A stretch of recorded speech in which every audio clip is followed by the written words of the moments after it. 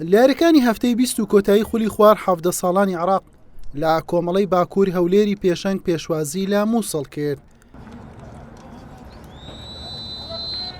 لا نیوە یەکەم تیپی خاوەن ماڵ باشتر دەرکەوتن و بەر لە کۆتایی هاتنی ئەم گێمە بە گۆڵێک لە ڕێگای هۆکار هونەر پێشکەوتن.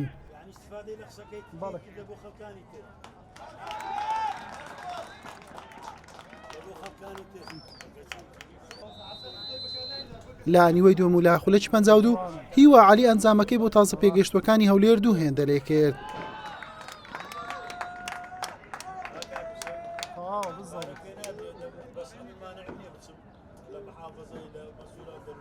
لا خولەکی 60 محەممەد عومەر جیاوازیەکەی کەم کردەوە بۆ گۆڵێک و گۆڵی یەکەمی بۆ تازە پێگەیشتوانی مووسڵ تۆمار کرد.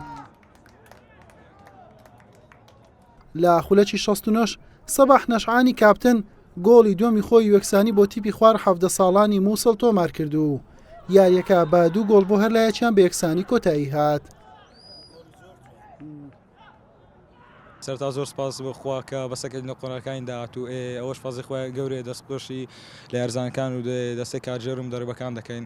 ئەو یاریژەکە مووسڵ دەمانتوانی ینی بە هەر شێک بێ لە بەرژن خۆمان یاریەکە کۆتایی پێبین بەس ئیهمالی یاریزانەکان و فرسەی زۆرمان سواند و ئەوەش ئەلحەمدولای دێتن ئەلحەمدولیلا ئینشاڵڵا لە یاریەکانی داهاتوو لە قۆناکانی داهاتوو ئەنجامێکی باش پێشکەش دەکەین و کاسەکەش بەدەستدێنین.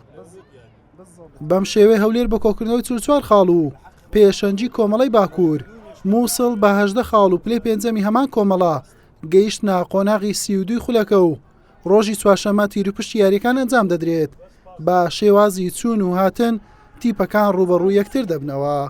حوسێن محەممەد کەناڵی پێیام هەولێر.